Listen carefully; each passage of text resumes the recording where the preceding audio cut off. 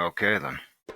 So the South African circles of apparently there are millions and millions. I remember watching an interview with Michael Tellinger, and he had counted up to about 20 to 30 million circles. Now, obviously, he wasn't able to count them, on his fingers.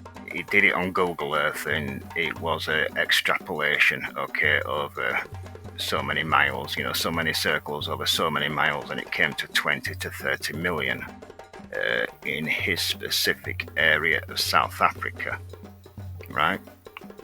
So there are a lot of these things. It's one of the things that got me into even megaliths right at the time. Now, I don't own a book on this particular subject, but I did spend a lot of time digging into this stuff, okay? Now, this was way back when I was even into Nibiru, the planet that comes around with the Anunnaki.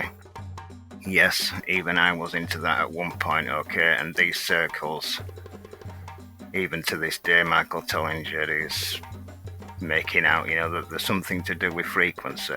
In fact, how he reckons that they were able to make them is by fire ash, right? Something as fine as fire ash. At first he thought it might have been sand.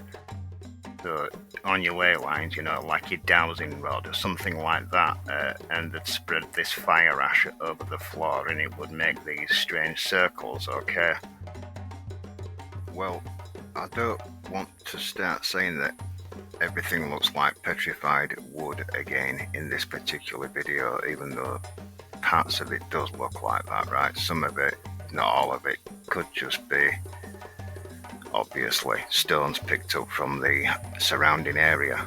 It could even just have been clay, right, that's hardened into, especially the one in the bottom left corner here, the more rounded edged stones, okay, the round stones, because when you look at the ones that he finds that they place in the museums like these here, because the story behind this lot here is he calls it Caesar technology, okay, so it's something again to do with frequency, and the long stones, which he says have been shaped, are placed into the hold ones, the ring pieces, lol.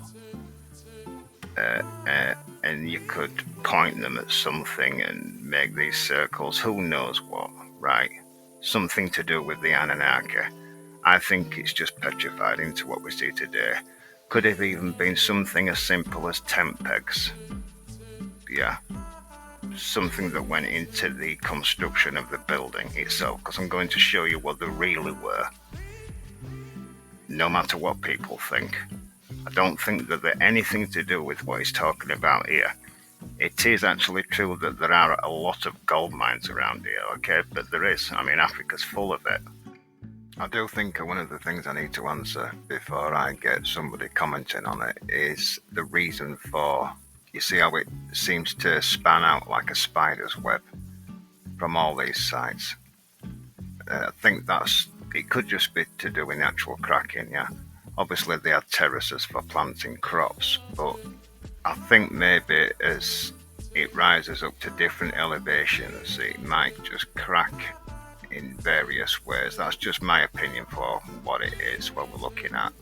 And if you've got generation upon generation through thousands of years, then it's just going to build up. You look down on it and it looks like a patchwork of God knows what.